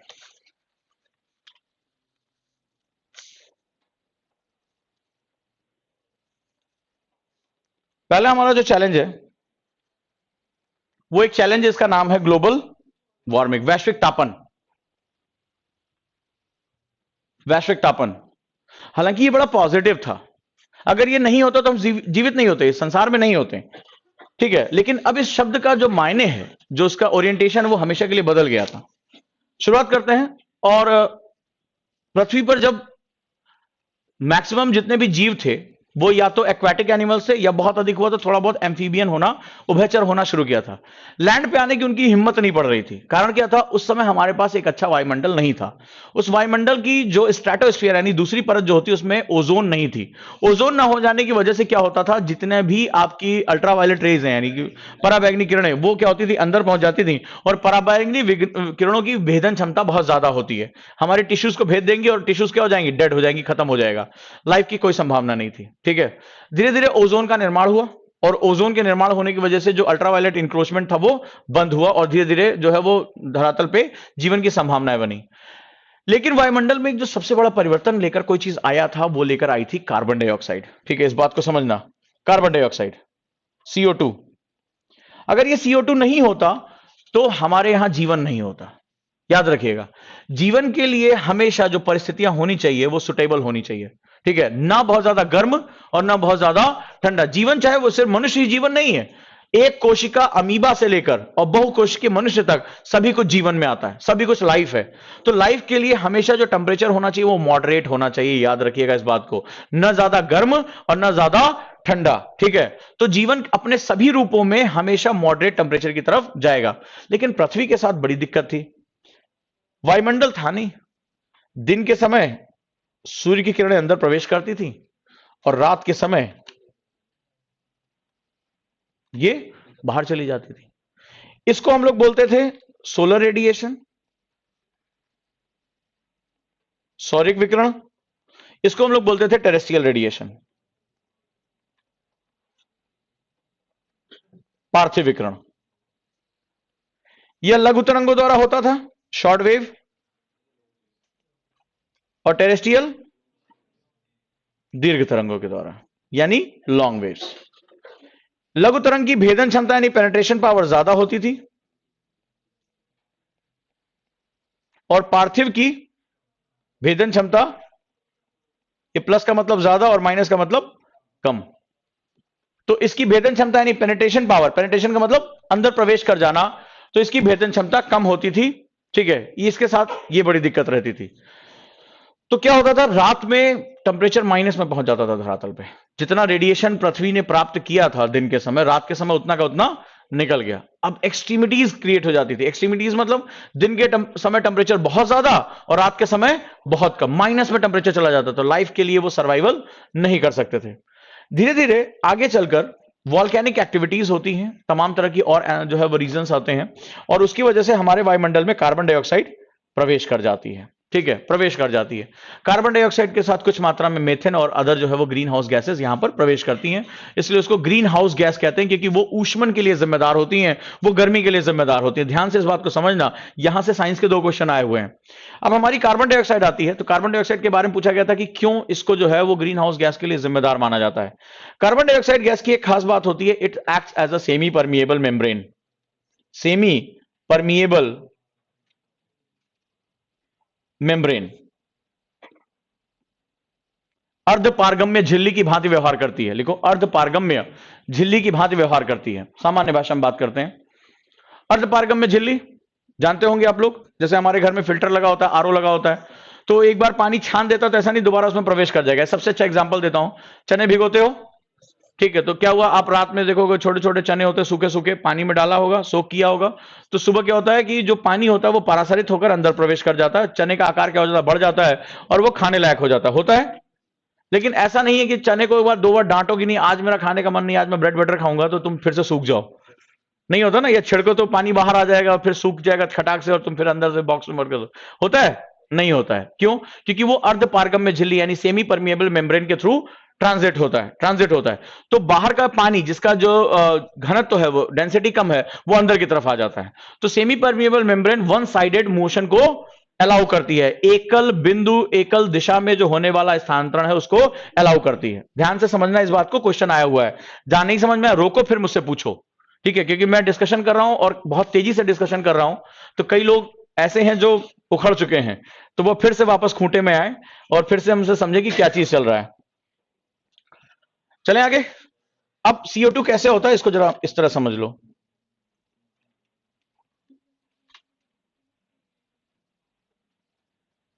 मान लो मैं इसको थोड़ी देर CO2 मान रहा हूं,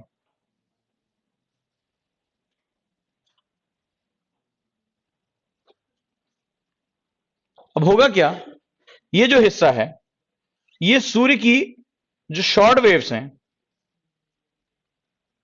उनको पार हो जाने देगा, जो लघु तरंगे, क्योंकि लघु तरंग यानी जो शॉर्ट वेव्स हैं उनकी भेदन क्षमता, पेनिट्रेशन पावर क्या होती है, ज्यादा होती है। तो जो सौरिक विकिरण है यानी सोलर रेडिएशन उसको पार हो जाने देगा। ठीक है, ये पृथ्वी है, अब ये पहुंचा और यहां से क्या होगा, ये वापस टेरेस्ट्रियल रेडिएशन में वापस आएगा। अब ये कौन सी तरंगे हैं, ये दीर्घ तरंगे हैं। ठीक है, ये दीर्घ तरंगे हैं, लॉन्ग वेव्स। लॉन्ग वेव्स की पेनिट्रेशन पावर क्या होती है, कम होती है। इसको अब्स्ट्रैक्ट कर देगा, रोक देगा तो ये क्या होगा, ये वापस फिर से लौट आएगा, यानी ये क्या होगा, ट्रैप। ये चारों तरफ हमारे क्या है, कार्बन डाइऑक्साइड की एक परत है, तो ये जितनी भी एनर्जी है उसको क्या करेगा, ट्रैप करके उसको फंसाकर रख देगा, और अंदर क्या होगा, गर्म होता चला जाएगा वातावरण। तो it acts as a insulator, एक तरह से क्या करता है, उसके अंदर की गर्मी को ट्रैप करके रख देता है और टेम्परेचर क्या होगा, बढ़ना शुरू हो जाएगा। तो जो रात में पहले अगर ये नहीं होता तो रात में सारी की सारी गर्मी रेडिएट होकर क्या हो जाती, बाहर चली जाती, टेम्परेचर -80 तक पहुंच जाता है रात के तीसरे पैर में, ये हालत होती है हमारी। तो इतने जो है वो, ये तो फ्रीजिंग पॉइंट पे आ जाता, लाइफ तो सर्वाइव करती नहीं। अब क्या हुआ, ये जो अंदर आ गया सेमी परमेबल मेम्ब्रेन की तरह बिहेव कर रहा है, ये सोलर रेडिएशन अंदर आ गया और अंदर क्या हुआ, टेरेस्ट्रियल रेडिएशन के रूप में फंसकर रह गया। फंसकर रह गया तो धीरे धीरे टेम्परेचर ने क्या किया, बढ़ना शुरू किया और धीरे धीरे टेम्परेचर 10-12 डिग्री सेल्सियस पहुंचा। और that was the most suitable temperature on the earth, जहां पर क्या हो सकता था, जहां लाइफ जो है वो अपने फॉर्म में आ सकती थी। क्यों फॉर्म में आ सकती थी, जरा ये भी बात समझो। जो जल होता है, अभी आपको यह बात समझ में आई, जब मैं क्लास की शुरुआत में था तो मैंने आप लोगों को जल चक्र पढ़ाया था, जैसे समुद्र से पानी, हाइड्रोस्फीयर से एटमॉस्फेयर, एटमॉस्फेयर से लिथोस्फीयर एंड देन बायोस्फीयर। आपने क्या देखा कि हमारे लिए जो जीवन के लिए सबसे इंपॉर्टेंट है वो है एनर्जी और मैटर का ट्रांसफर होना। लेकिन एनर्जी और मैटर जो ट्रांसफर होता है उसके लिए हमें एजेंट की जरूरत पड़ती है। अब सवाल यह है कि अगर ये जल, हमने देखा था कि हमें जब एनर्जी मिल रही थी, जल अपना द्रव रूप यानी लिक्विड फॉर्म छोड़कर किस में कन्वर्ट हो रहा था, वेपर में यानी वाष्प में कन्वर्ट हो रहा था। जब ये वाष्प में कन्वर्ट हो रहा था तभी तो जाकर ये एटमॉस्फेयर के साथ जाकर मिला। लेकिन अगर मेरा टेम्परेचर हमेशा माइनस के नीचे और 0 डिग्री सेल्सियस के नीचे, वाटर हमेशा किस फॉर्म में रहेगा, सॉलिड स्टेट में रहेगा, तो वो कभी भी बाकी हिस्सों से इंटरेक्ट कर पाएगा, नहीं कर पाएगा। और जब नहीं कर पाएगा तो एनर्जी और मैटर एक पॉइंट से दूसरे पॉइंट ट्रांसफर नहीं होंगे, और जब नहीं होंगे तो बैठे रहो, डफली बजाते रहो, नहीं पहुंचेगा पानी। पानी अकेला नहीं है, उसके साथ पूरा एक तंत्र जो है वो मूवमेंट कर रहा है, एनर्जी और मैटर मूवमेंट कर रहा है। इसका मतलब है कि पानी मेरी लाइफ के लिए वाटर का लिक्विड फॉर्म में होना सबसे जरूरी। यही रीजन है, अब मैं वापस साइंस पे आता हूं, और यही रीजन है, आप लोगों ने एक शब्द का नाम सुना होगा, गोल्डीलॉक्स जोन। नहीं सुना तो सुन लीजिए, वैज्ञानिक गोल्डीलॉक्स जोन की खोज कर रहे हैं। ठीक है, गोल्डीलॉक्स जोन वो स्थिति है जहां पर उस पर्टिकुलर तारे से, उस पर्टिकुलर ग्रह, जरूरी नहीं हमारा सूरज हो यार, बहुत छोटे हम लोग हैं इस मामले में, उस पर्टिकुलर तारे यानी उसके सूर्य से उसके ग्रह की दूरी इतनी होनी चाहिए जहां पानी द्रव अवस्था में रह सके। Water always remain in liquid form. अगर वो डिस्टेंस इतनी है, पास हो गया पानी उड़ जाएगा, तुम्हारे किसी काम का नहीं है। दूर है, जम जाएगा, तुम्हारे किसी काम का नहीं है। पानी का लिक्विड होना सबसे जरूरी है। अगर ये लिक्विड में रहेगा तभी लाइफ वहां सरवाइव कर पाएगी। ठीक है, इसी डिस्टेंस को हम लोग क्या बोलते हैं, गोल्डीलॉक जोन कहते हैं। क्लियर हुआ? तो एक्चुअली में जब ये गर्मी बढ़ी तब इसने क्या किया, उस पानी के साथ वाष्पन की क्रिया शुरू कर दी। ठीक है, तेजी से वाष्पन की क्रिया शुरू कर दी, इवेपोरेशन शुरू हुआ, और जैसे इवेपोरेशन हुआ, हाइड्रोस्फीयर एटमॉस्फेयर के साथ क्या हुआ, एनर्जी और मैटर को ट्रांसफर करने लगा, और एक वाटर साइकिल जो है वो तेजी से जनरेट हुई वहां पे। तो कार्बन डाइऑक्साइड के बहुत से प्रभाव थे, और जब ये वाटर जब इधर से उधर मूवमेंट करना शुरू किया तो लैंड हो गया, वाटर हो गया, हर जगह प्रॉस्पेरिटी आनी शुरू हो गई, हर चीज मूवमेंट करनी शुरू हो गई। और लाइफ के लिए 10 से वो जो 12 डिग्री का टेम्परेचर था वो सबसे बेस्ट टेम्परेचर था, और लाइफ ने क्या किया, सर्वाइव करना शुरू कर दिया। लेकिन ये जीवन दायिनी इतनी बुरी कैसे हो गई? सुबह से शाम तक न्यूज़पेपर उठाओ, global warming, green house effect, यही हो रहा है ना। इसके पीछे इस गैस की कोई दोष नहीं था। ठीक है, इसके पीछे जो दोष है वो है एंथ्रोपोजेनिक रीजन। CO2 मजेदार थी, नहीं होती तो लाइफ नहीं होती। तो पूछा गया था इंटरव्यू में कि CO2 बहुत खतरनाक गैस है। तो कई बार क्या होता है कि जब हम अधकचरा ज्ञान लेकर इंटरव्यू तक पहुंच जाते हैं तो वहां वो निपटा देते हैं, बोले हाँ सर बहुत नुकसान कर रही है। बोले क्या नुकसान कर रही है?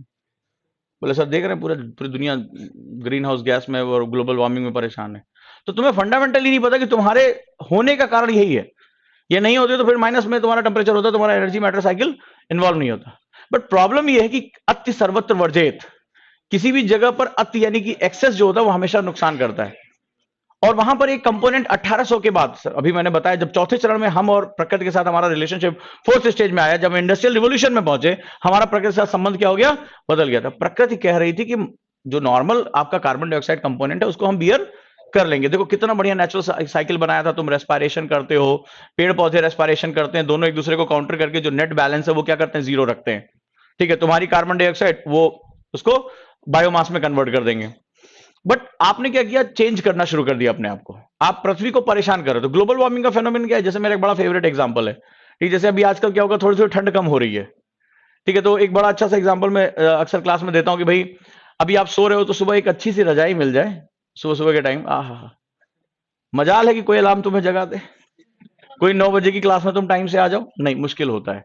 ठीक है, तो उसमें क्या होता है, हल्का हल्का गर्माहट बनी रहती है, बड़ा मजा आता है। लेकिन अब वो रजाई तुम्हें गर्माहट दे रही है, तुम्हारी अच्छी नींद के लिए बहुत जरूरी है। ना हो तो तुम अपना सरफेस एरिया इतना घटा लेते हो कि बाबा रामदेव तुम्हें देखें सुबह सुबह उस हालत में, सोचते थे भाई ये मेरा असली शिष्य है, इसका सर और पैर दोनों पता ही नहीं चल रहा, ऐसा घुस के वो सोया हुआ है। ठीक है, ये तो योगासन के चरम पर पहुंच गया है। ठीक है, लेकिन अब एक रजाई तो तुम्हें आनंद दे रही है, लेकिन घर वालों का प्यार तुम्हारे प्रति ज्यादा उमड़ जाए अगर मान लो। अब माता जी बोले हमारा बच्चा एक रजाई से कैसे काम चलेगा, अपनी रजाई भी रख के चली गई। पापा बोले हम कहाँ पीछे रहे प्यार जताने में, एक रजाई वो भी रख के चले गए। अब जो तुम्हारे वो जो सुनहरे सपने थे कि क्लास नहीं जा रहे हो, जांग सर घर पे आके पढ़ा रहे, ठीक है, अब वो धीरे धीरे पिघलने शुरू हो जाते हैं। अब आप छटपटाना शुरू कर देते हो, आपको पसीना आना शुरू हो जाता है। क्यों? बिकॉज ऑफ अब आपकी जो हीट थी वो क्या हुआ, जो लेयर ऑफ जो आपकी रजाई थी, जो एक रजाई थोड़ी हीट एस्केप कर दे रही थी, उतनी हीट उसके अंदर ट्रैप थी, जिसमें आपके सपने जो हैं वो 7 बजे की जो आपने कसमें खाई थी सुबह उठने का, वो 9 बजे तक शिफ्ट हो जाए। ठीक है, और आप कंफर्ट जो है सो सको। लेकिन अब 2 रजाई 3 रजाई, घर वालों का प्यार तुम्हारे प्रति बढ़ता चला जा रहा है, एंथ्रोपोजेनिक कारण बढ़ते जा रहे हैं। ठीक है, अब वो 3-4 रजाई में तुम्हें छटपटाहट होने लगी। तो हमारी अर्थ के लिए भी वो एक रजाई यानी कि वो जो कार्बन डाइऑक्साइड थी वो सफिशियंट थी। लेकिन आप due to the anthropogenic reason आप इतना ज्यादा जो है एनर्जी कंज्यूम करने लगे हो, फॉसिल फ्यूल्स कंज्यूम करने लगे हो, कि अब आपका कार्बन डाइऑक्साइड की मानव जनित कारक है वो बहुत तेजी से बढ़ने लगे हैं। और अर्थ जो है वो उसी तरह छटपटाने लगी है कि भाई जितना मुझे बचा के रखना था हम नेचुरल सिस्टम में बचा रहे थे, जितना मुझे एस्केप करना था वो हम एस्केप कर रहे थे, लेकिन आपने तो ऐसा कर दिया कि जो आ रहा है वो वापस जा ही नहीं रहे। तो हमारी क्या हो रही है, हालत खराब हो जा रही है। And due to that this is known as anthropogenic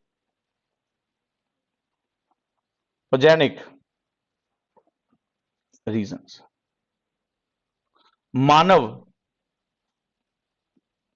जनित क्वेश्चन पूछा गया है, what do you mean by anthropogenic elements of greenhouse effect. तो ग्रीन हाउस प्रभाव में मानव जनित कारक क्या होते हैं? तो मानव जनित कारकों में carbon dioxide emission bye humans and their economic activities. मनुष्य तथा उसके आर्थिक क्रियाकलापों के कारण, मनुष्य और उसके आर्थिक क्रियाकलापों के कारण टाइम हो गया कब पता ही नहीं चला। चलो अभी लिखते हैं, कुछ काम कर लेते हैं। कारण कार्बन डाइऑक्साइड का उत्सर्जन, इसको हिंदी में भी लिख लो एंथ्रोपोजेनिक। यूपीएससी है बाबू, देवनागरी अलाउ है, कहोगे पढ़ाया नहीं। तो एंथ्रोपोजेनिक रीजन मनुष्य के कारण। अब क्या हो रहा है, जैसे आज की तुम बात कर भारत के बारे में, मैंने आप लोगों से बताया था 67% हमारी इलेक्ट्रिसिटी कोल बर्न से निकलती, कोयला के जलाने से 67% भारत की ऊर्जा उत्पन्न होती है। अब सवाल यह कि जब तुम कोल जलाओगे तो निकलेगा क्या आउटपुट? जो प्रकृति ने उन पेड़ पौधों के अंदर वो बायोमास के रूप में जो कार्बन डाइऑक्साइड अपने अंदर जकड़ के रखा था, तुमने क्या कर दिया, उसको रिलीज कर दिया। जब तुम जा रहे हो और तुम्हारे यहाँ इकोनॉमिक एक्टिविटी बढ़ रही है और तुम्हारे उद्योगों में इंफ्रास्ट्रक्चर के लिए तुमने 1 लाख करोड़ रुपए का फंड दिया है कि नहीं दिया? अब इंफ्रास्ट्रक्चर में तुम पुल बनाओगे, जो है सड़कें बनाओगे, तुम्हें किसकी जरूरत पड़ेगी? सीमेंट की। सीमेंट का जो मेन जो कंपोनेंट होता है उसको जिप्सम यानी चूना कहते हैं, लाइम कहते हैं। चूना वो हिस्सा होता है जो सबसे ज्यादा कार्बन को अपने साथ क्या करता है, कंटेन कर देता है। लाइम कैल्शियम कार्बोनेट को जमने के लिए कार्बन डाइऑक्साइड की तुम्हें सबसे बड़ी जरूरत पड़ती है। तो जहां जहां चूने के निक्षेप में वो सबसे बड़ी मात्रा में कार्बन डाइऑक्साइड को अपने साथ क्या करते हैं, रोक के रखते हैं। लेकिन जैसे तुमने उसको जिप्सम के रूप में इस्तेमाल किया सीमेंट उद्योग में, उस लाइमस्टोन को तोड़ा, वैसे सारा का सारा कार्बन डाइऑक्साइड क्या हो जाएगा, एटमॉस्फेयर में। और सिर्फ तुम अकेले नहीं हो, पूरी दुनिया में जो सीमेंट उद्योग है वो बहुत बड़ी मात्रा में प्रोग्रेसिव हो रहा है। हर सरकार चाहती है उसके यहां मकान हो। आपने देखो प्रधानमंत्री आवास योजना में आपने कहा ना कि सर करोड़ों मकान हम फ्री देंगे, लेकिन वो करोड़ों मकान के लिए मूलभूत तत्व क्या होगा, कंपलसरी तत्व क्या होगा, सीमेंट होगा। होगा कि नहीं होगा? आपको सड़क बनानी है, आपको पुल बनाने हैं, सीमेंट आपको जरूरत पड़ेगी। तो ऐसी कंडीशन में धीरे धीरे क्या होता जाएगा, आपका जो कार्बन डाइऑक्साइड है वो रिलीज बढ़ता जा रहा है। लेकिन ये कार्बन डाइऑक्साइड क्या कर रहा है, ये आकर एटमॉस्फेयर में उस एंथ्रोपोजेनिक रीजंस की वजह से कार्बन डाइऑक्साइड लेयर को टफ करता जा रहा है। अब जो एस्केप ऑफ हीट है वो क्या हो गई है, कम होती जा रही है। And due to that we are saying that कि अब हमारे पास कौन सा कंपोनेंट आ रहा है, that component is known as global warming यानी वैश्विक तापन। इसके प्रभाव के बारे में बाद में चर्चा करूंगा। जैसे लास्ट ईयर मेंस में यहां से क्वेश्चन आया था और वो क्वेश्चन था कि effect of the cryosphere global warming on cryosphere. Cryosphere का मतलब होता है जल का जमा हुआ रूप, क्रायो का मतलब होता है ठंडा, ठीक है। तो जब जल जम जाता है, और उसको हम लोग ग्लेशियर्स कहते हैं सामान्य भाषा में, ठीक है। तो संसार में 3 प्रमुख ग्लेशियर क्षेत्र हैं, एक आर्कटिक, दूसरा अंटार्कटिक और तीसरा हिमालयी क्षेत्र। और हिमालय को तो लेकर लगातार क्वेश्चन आ रहे हैं, क्योंकि सबसे पतली आइस शीट किसी के पास है तो हमारे ही क्षेत्र में है, और ये सबसे ज्यादा संकट की स्थिति में आज आ रही है, क्योंकि अगर ये गर्मी होगी तो सबसे पहले कौन पिघलेगा? ग्लेशियर्स। और ग्लेशियर जब पिघलेंगे तो क्या होगा? क्या क्या होगा? देख लें, मर ही जाते हैं आज। चलो। हाँ हाँ। तो भाई, आपने कार्बन डाइऑक्साइड, रुक जाओ, सबकी हत्या करके आगे निकलते हैं, ठीक है। अब देख लेते, कार्बन डाइऑक्साइड इंक्रीज हो गई। चलिए, ये आपके संसार के 3 प्रमुख ग्लेशियर क्षेत्र हैं, आर्कटिक, अंटार्कटिक और हिमालय। तो ये जो आपका ग्लेशियर है, ये बेसिकली आपका क्रायोस्फीयर कहलाता है। क्या कहलाता है? क्रायोस्फीयर। क्वेश्चन में क्रायोस्फीयर दिया हुआ था, तो क्रायो का मतलब होता है ठंडा, जमा हुआ, और स्फीयर का मतलब होता है वो परिमंडल, ठीक है। तो क्रायोस्फीयर इसको हम लोग बोलते हैं, जो आपका जमा हुआ सेगमेंट होता है। अब ये देखो क्या होगा कि ग्लोबल वार्मिंग जब होगी, कार्बन डाइऑक्साइड का स्तर बढ़ेगा, तो सबसे पहले ये ग्लेशियर पिघलने शुरू हो जाएंगे। ये जो ग्लेशियर होते हैं, शुरुआत में ये स्नोफॉल के रूप में जो जल होता है, जब बहुत ऊंचाइयों पर पानी बरसता है तो ये जल के रूप में नहीं गिरता, ये स्नोफॉल के रूप में गिरता है, ठीक है। वो जिसका पहाड़ी क्षेत्रों में लोग टूरिस्ट जो होते हैं गोले बना के एक दूसरे को मारते रहते हैं, ठीक है। तो बड़ा अच्छा लगता है ना, एक दूसरे के छपाक छुप धाम धूम किए रहते हैं, तो उसमें बड़ा मजा आता है। लेकिन एक्चुअली क्या होता है, जैसे जैसे ये ठंडा होता रहता है, लेयर इनकी जमती है, इनको क्रिस्टल स्ट्रक्चर बनाने के लिए, क्रिस्टल का मतलब ठोस होने के लिए, इनको कार्बन डाइऑक्साइड की जरूरत पड़ती है, ठीक है। तो क्या होता है, जैसे जैसे ये उस स्नोफ्लेक से ये धीरे धीरे जब अपने सॉलिड आइस में कन्वर्ट होते हैं, तो अपने साथ ये कार्बन डाइऑक्साइड को ट्रैप करना शुरू कर देते हैं। यानी ये जो आपके ग्लेशियर्स हैं, नंबर 1, ये सबसे बड़े कार्बन सिंक हैं, बहुत बड़े कार्बन सिंक हैं ये। So acts as a carbon sink. Carbon sink यानी अपने साथ यह क्या करते हैं, कार्बन को ट्रैप कर लेते हैं। क्यों ट्रैप कर लेते हैं? स्नोफ्लेक्स को, यानी कि जो बर्फबारी होती है आइस क्रिस्टल में, यानी जो हमारा ग्लेशियर है, वो उसको फेंक के नहीं मार सकते किसी को। बात याद रखिएगा, गलती मत करना कि एक आध जो है ग्लेशियर का टुकड़ा उठा किसी फेंक के मार दिया, जहां मारोगे वहां स्पेस क्रिएट हो जाएगा, ठीक है। तो जानकारी ही बचाओ है, और कोई बात नहीं है।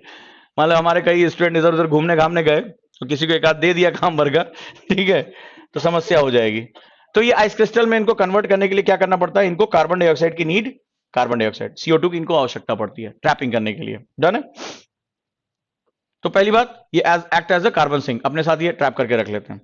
दूसरा क्या होता है, अगर कार्बन डाइऑक्साइड इंक्रीज होगी तो ये क्या करेंगे, ग्लेशियर मेल्ट करना शुरू करेंगे, ग्लेशियर पिघलना शुरू करेंगे।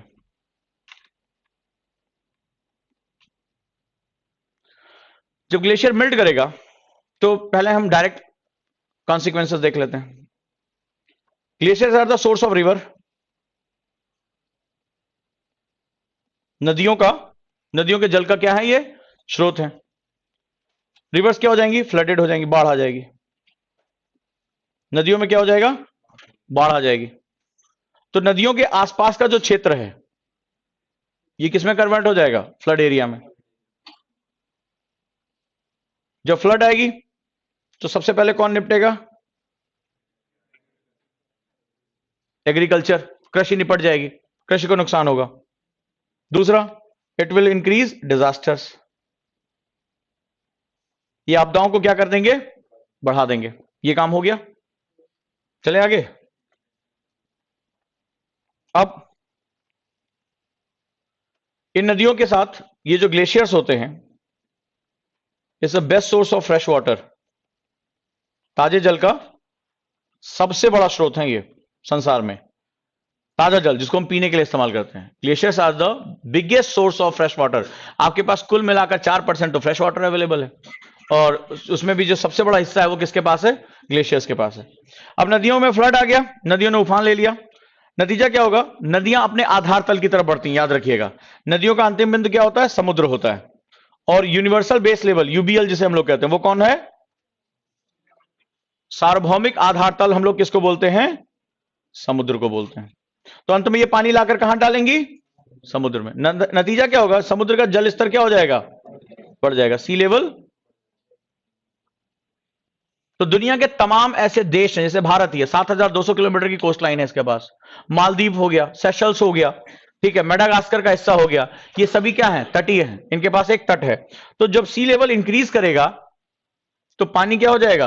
अंदर की तरफ आ जाएगा। और सी लेवल जो इंक्रीज करेगा तो जितने भी कोस्टल एरियाज हैं, जो तटीय क्षेत्र हैं, ये क्या होगा? सबमर्ज हो जाएंगे, डूबना शुरू कर जाएंगे। जैसे जैसे ये डूबेंगे क्या करना पड़ेगा? इवैक्यूएशन शुरू हो जाएगा। मुंबई गायब हो जाएगी, कोलकाता गायब होना शुरू हो जाएगा। तो अब इतनी आबादी अंदर क्या होगी? अंदर की तरफ आएगी। According to the United Nation report, there will be 3.6 billion people, 3.6 billion people will be climatic refugees, climatic refugees. 3.6 अरब लोग पर्यावरणीय शरणार्थी हो जाएंगे। 3.6, अगर 1 मीटर तुमने बढ़ा दिया तो, अगर समुद्र का जल स्तर 1 मीटर 2050 तक जो संभावना है, अगर यही हालत चलती रही तो they will convert as a climatic refugees. ये हो गया 1 मीटर। समुद्र है पूरे दुनिया का, एक जगह का नहीं, ठीक है। जो ग्लोबल जो उसका स्केल है वो 1 मीटर तक ऊपर जाना चाहिए। इसका मतलब हो गया बहुत ज्यादा डिजास्टर क्रिएट हो जाएगा, ठीक है। तो क्लाइमेटिक रिफ्यूजी में कन्वर्ट हो जाएंगे। अभी एक हिस्सा हुआ। दूसरा, ये ओशियन जो होते हैं, ये बड़ी पैमाने पर पूरी दुनिया के हीट बजट को मेंटेन करने का काम करते हैं। ठंडे क्षेत्रों से गर्म क्षेत्र और गर्म क्षेत्रों से ठंडे क्षेत्रों की तरफ धारा चलती है। ये धारा जो चलती है, ऐसा नहीं किसी ने जो है सुबह आता कोई पंप स्टार्ट कर देता और इधर से उधर जाना शुरू हो जाता है। ये पूरे ध्रुव से ध्रुवों के बीच का मूवमेंट है। क्या करना पड़ता है इसमें?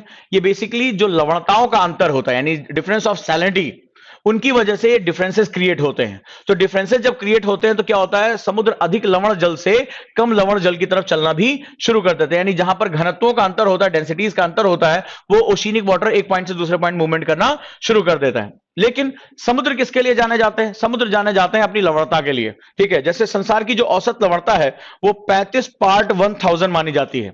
जो हमारे इस पूरे संसार के समुद्रों की, महासागरों की जो एवरेज सैलिनिटी है वो 35 पार्ट्स यानी 35 gram of salt in 1000 gram of water मानी जाती है। इसको इस सिंबल से हम डिनोट करते हैं, 1 एंड डबल डॉट, ठीक है। तो 35 पार्ट पर 1000 मानी जाती है। अब जब इसमें जो लवणता में, अगर मान लो यही पानी है, इन साहब ने मुझे थोड़ा सा नमक मिला के दे दिया, पानी मुझे लवणी दिखाई पड़ रहा है, मैंने क्या किया, मुझे इसकी सैलिनिटी कम करनी है, मैंने इसमें ताजा पानी मिला दिया। अब ताजा पानी मैंने जैसे ही मिलाया, इसकी सैलिनिटी क्या हो जाएगी? कम हो जाएगी। अब सैलिनिटी कम हो जाएगी तो इसका मतलब है कि जो इसके साथ जुड़ी हुई घनत्व का डिफरेंस है वो भी क्या हो जाएगा? चेंज हो जाएगा। तो जैसे ही आपने, अब ग्लेशियर से कौन सा पानी आ रहा था? ताजा जल आ रहा था। ताजा जल आपने जैसे ही मिलाया, ओशियन की जो सैलिनिटी होगी वो अल्टर हो जाएगी, सैलिनिटी विल चेंज, उसकी लवणता बदल जाएगी। लवणता बदलते ही जो संसार का जो समुद्री धाराओं का चलन था, जो ओशियनिक करंट मूवमेंट हो रही थी, करंट विल चेंज। यानी जो ग्लोबल टेम्परेचर है वो क्या हो रहा था? ग्लोबल हीट बजट, जो वैश्विक ताप बजट था वो क्या हो जाएगा? डिस्टर्ब हो जाएगा। कहीं बहुत तेज बारिश होनी शुरू हो जाएगी, कहीं सूखा पड़ जाएगा अचानक से, ठीक है।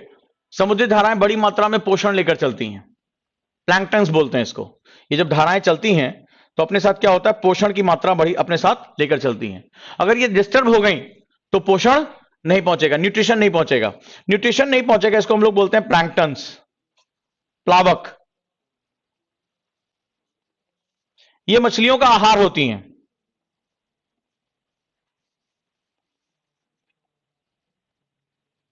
मछलियां संसार की 5.4% फूड सिक्योरिटी। आहार नहीं मिलेगा, मछलियां मर जाएंगी, संसार की फूड सिक्योरिटी नष्ट हो जाएगी। मरना तो हमें वैसे भी है।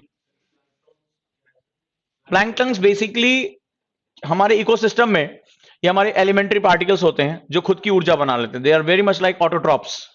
ये तुम्हारे यहां जैसे घास हो गई, तो चाहे हर्बीवोरस हो तो उनका इनपुट कहां से मिलता है तुम्हें? हमारे ऑटोट्रॉफ से मिलता है ना, तो इसी तरह ये जलीय तंत्र के लिए बहुत इंपॉर्टेंट है। दो तरह के होते हैं, जू प्लैंक्टन्स एंड फाइटोप्लैंक्टन्स, ठीक है, यानी प्राणी प्लावक और पादप प्लावक जिसे हम लोग बोलते हैं। तो ये तुम्हारा निपट जाएगा। अब तो हो गई बाढ़ का मामला।